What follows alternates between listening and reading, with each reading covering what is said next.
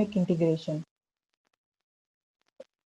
Previously, we have seen we know what is international business, and so many topics have covered in that regard. In doing international business, economic integration is a part. So first of all, let us see what is economic integration. Economic integration is a process of joining or association of countries in order to do trade. That is an economic integration. Means to do trading between one country to another country,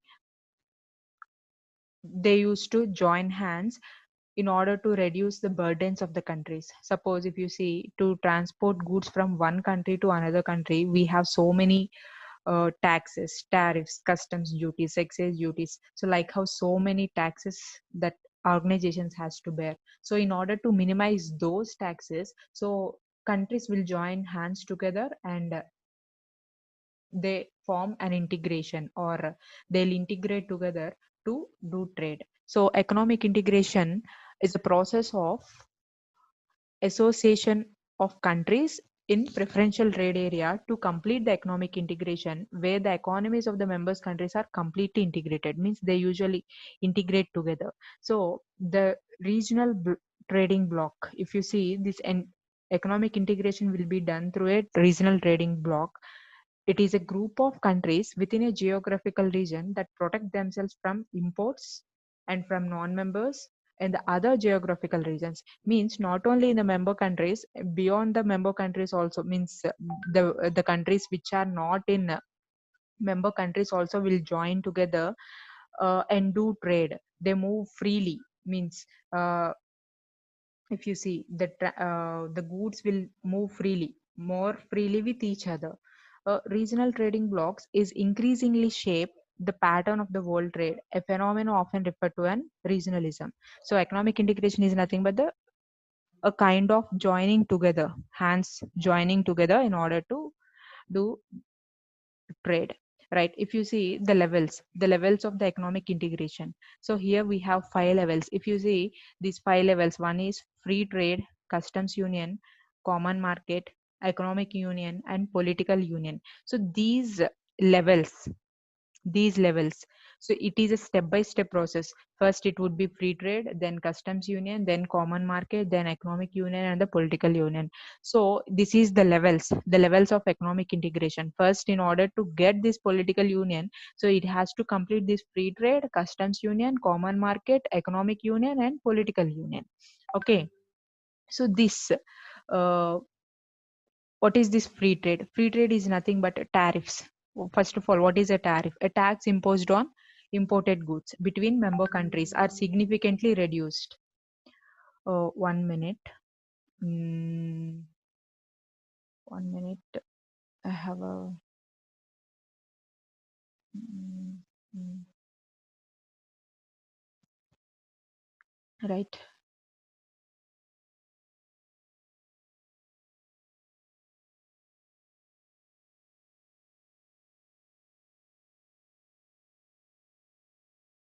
Um,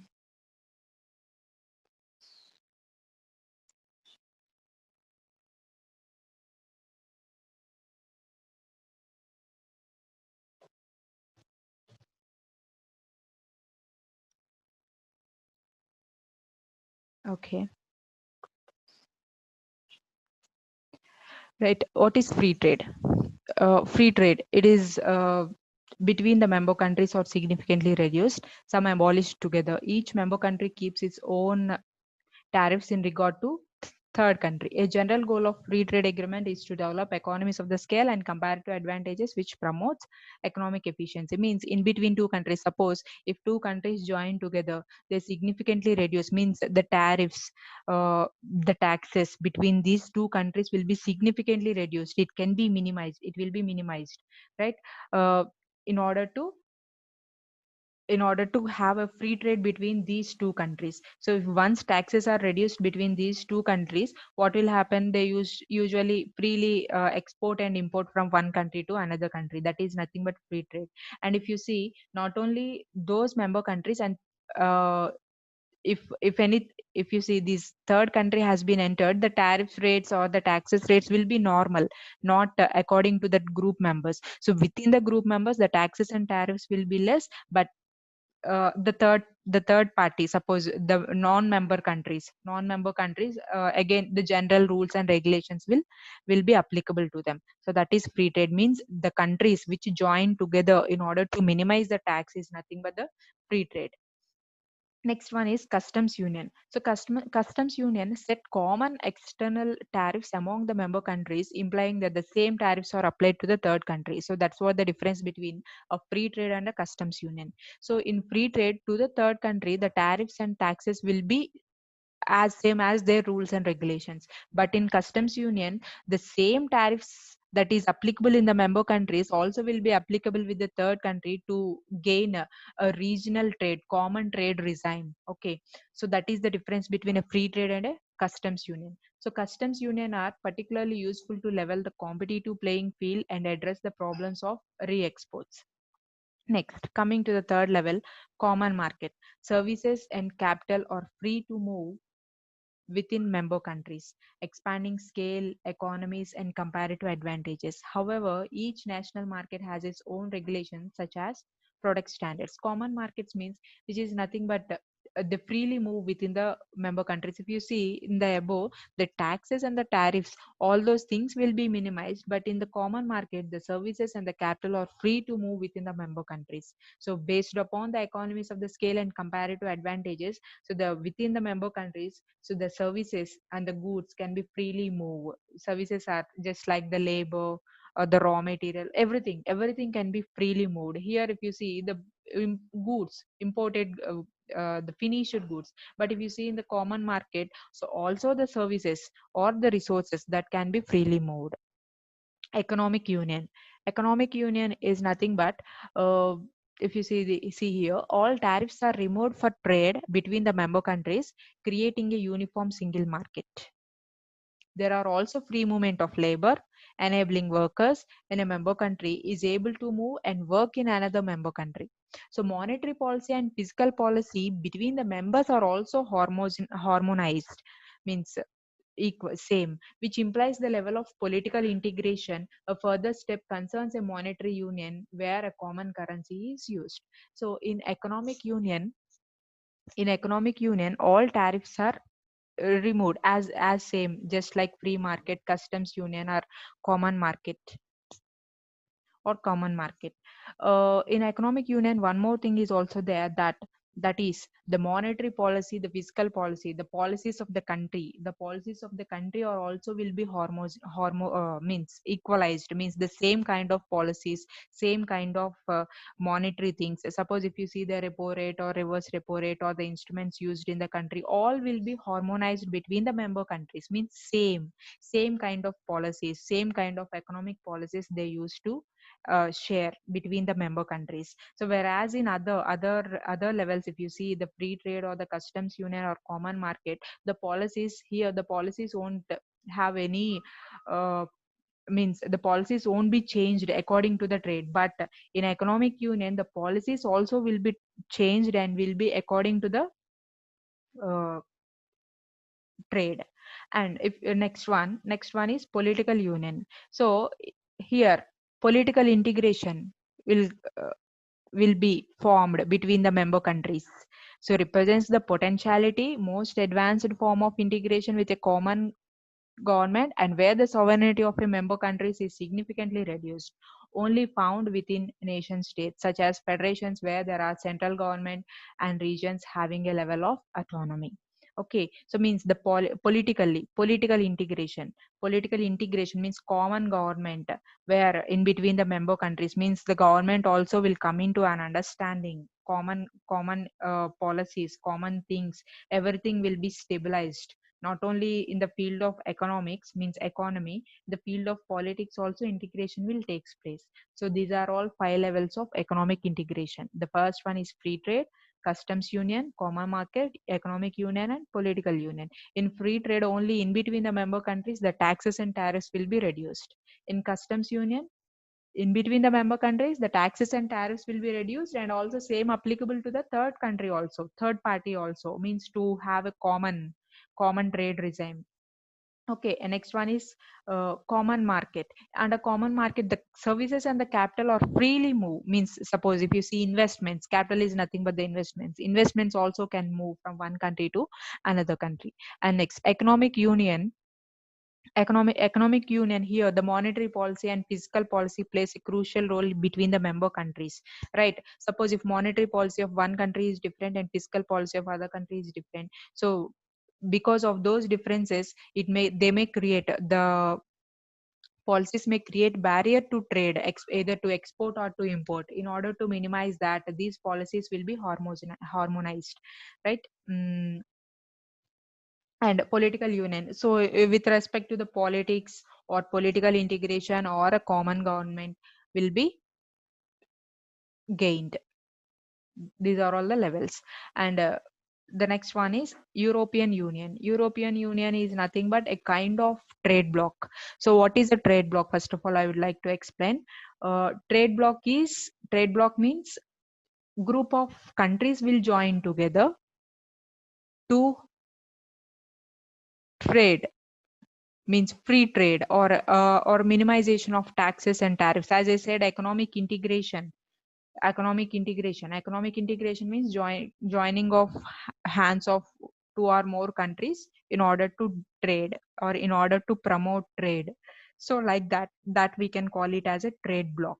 Trade bloc is nothing but group of, we can call it as an association. So group of countries will join together for exporting and importing of their goods. So one such kind of trade bloc is European Union. European Union is the world's largest trade bloc. So importing goods and services from more than 100 countries. So they export and import goods more than 100 countries. You see, European countries, European Union is nothing but, so majority of the European countries are joined together and they formed a group to export and import to promote their economy. Right. So the European Union is the world largest trade bloc, and nearly 100 countries will have joined together, and imports and exports may takes place.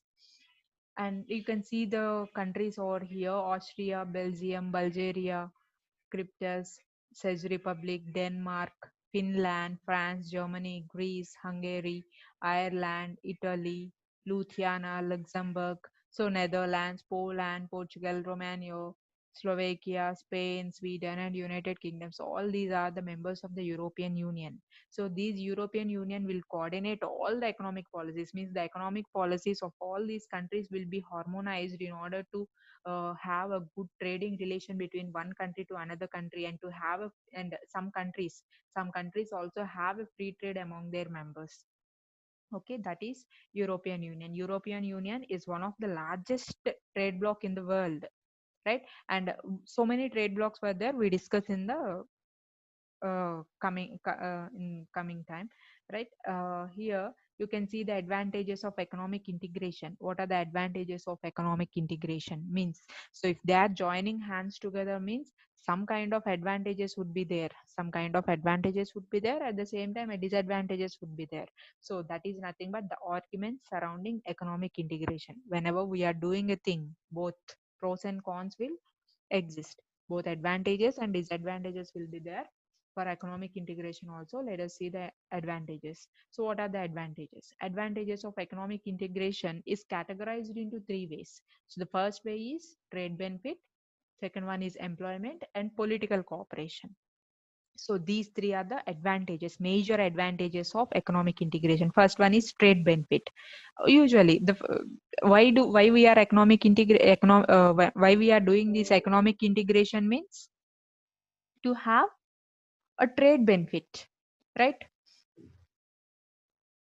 So most significantly, economic integration typically leads to a reduction in the cost of trade, improved availability of goods and services, and wider section of them, and gain in efficiently that lead to greater purchasing power.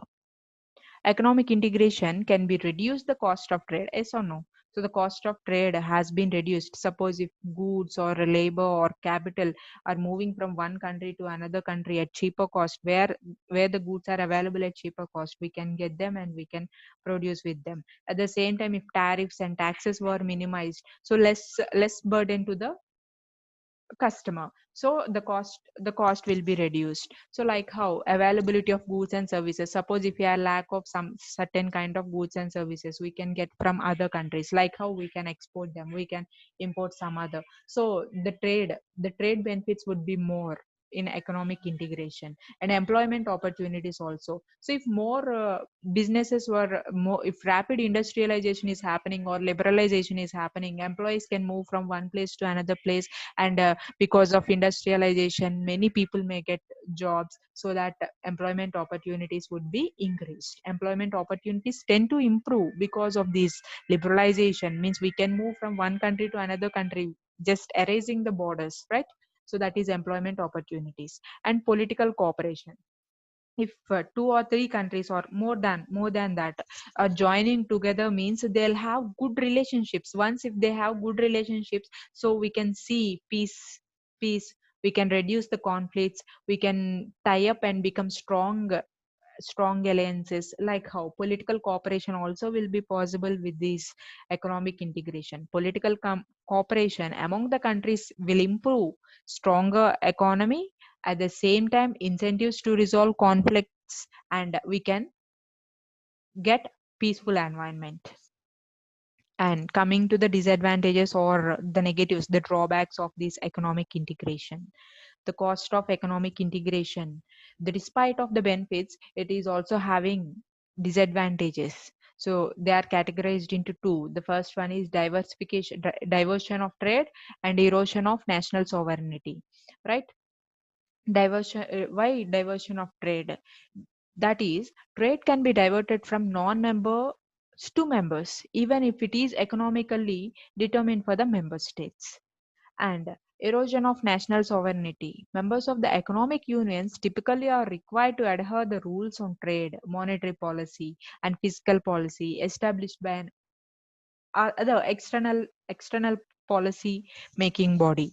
Means if you see, if we are having means if one country has joined hands with other country, as I mentioned, in some levels, so the monetary policy, fiscal policy also should be harmonized. Means both, if we are formulating monetary policy every year, when we are preparing the budget, we also formulate, or we also modify the monetary policy and fiscal policy of our country. So like how whenever we are formulating that, we should get consulted with the other countries too. Means other bodies are interfering in our policies. So according to them, we have to change sometimes, because to satisfy the trade relationships, we have to change all these policies according to them. So that may erode our national sovereignty. So that is one of the disadvantage. And the next one is diversion of trade. Obviously diversion of trade, so means if we are importing it, means uh, there is no need for us to produce it again, because we are getting a cheaper cost, we can import it and we can get the goods, so that we are not producing that. So so that could be one of the reason for the disadvantage. So because of all these things, so economic integration, because of we can ascertain both pros and cons, still we can feel that advantages are more than the disadvantages in some cases. So we can opt this economic integration to have a free trade between the member countries and to get goods and services at cheaper cost. So that is the arguments that is surrounding the economic integration. And so you can see the real world example of economic integration. The best example is European Union. Already we discussed European Union is one of the largest, sorry, European Union is one of the largest trade bloc. And I am explaining you with this one more example, economic integration, real world example of economic integration. Means suppose if the policies has been integrated. So how would be what would be the percentage or what would be the statistics we can see here. We consider European Union one of the world's largest trade bloc. It is created in 1993 up to even now in 2019. In 2019, 28 member countries also included. Initially, it is with 100 countries, and again 28 member countries also has been included in that. And according to that, International Monetary Fund (IMF) accounted that 16.04 percentage of world's domestic gross product, means economic union, this European Union, EU, in short we call it as EU is contributing 16%, 16.04% of world's domestic product, means you can see how much trade, how much trade it is, what can I say, how much percentage it is gaining, the base of that European Union, means many countries are included in that. They are doing that much amount of trade. They are contributing 16.04 percentage of the world's domestic product. And the United Kingdom, in 2016 it just left, but still it is playing a good role. It is having a good share in its domestic product, gross domestic product. And coming to the next concept, that is regional economic groups. Regional economic groups is nothing but, economic groups is nothing but again a trade block is nothing but group of countries will join together in order to have a good relationships in the trade. We already discussed in the starting of the session, right? So the main purpose of these creating trade blocks is to reduce or to eliminate unnecessary trade barriers between one member country to another member country, and to allow free movement of goods and services, labor and capital. So that's what we discussed in the levels like free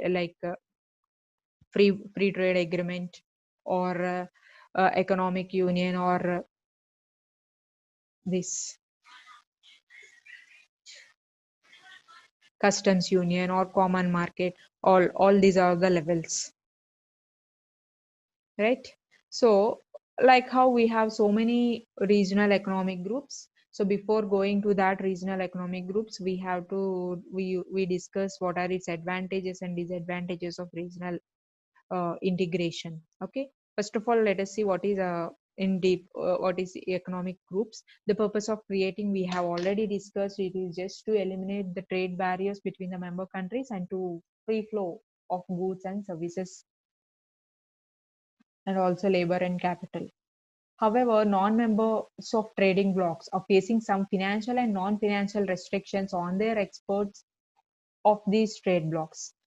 Means the member countries also, suppose if it is a member country, the tariffs, quotas, all these things will be minimized. But for non-member countries, they have to pay these tariffs, quotas, and all these things, right?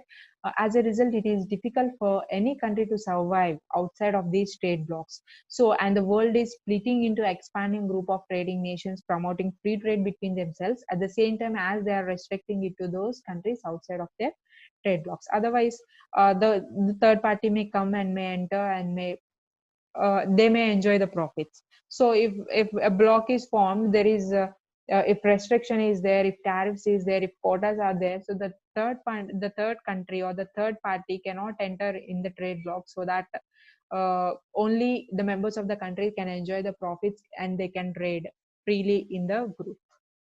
Let us see the pros and cons of the regional integration. Let us see first of all the advantages.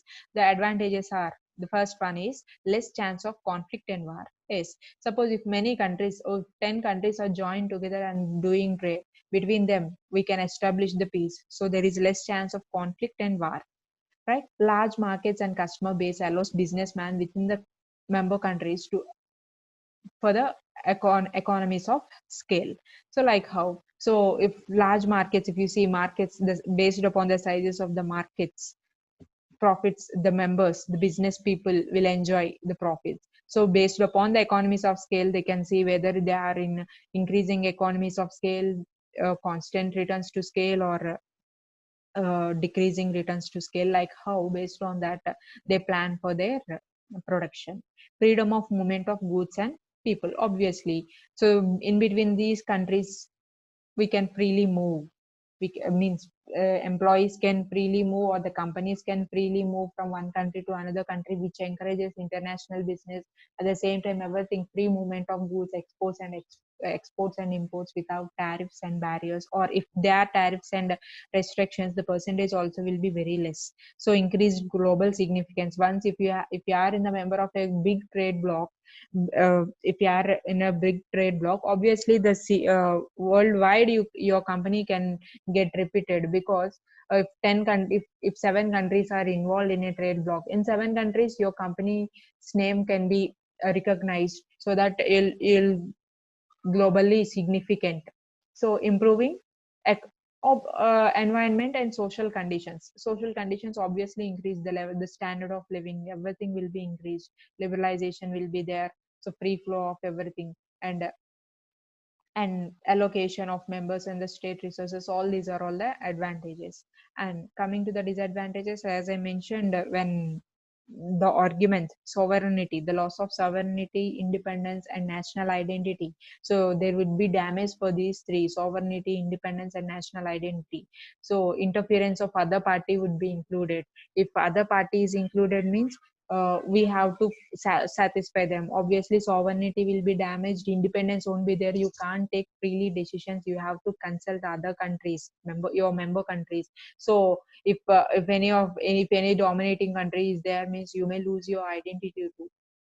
Loss of national power in favor of even bigger government, as what I say. So if they are dominating, you may lose your power also, right? Increased competition leading to jobless in some domestic industries, right?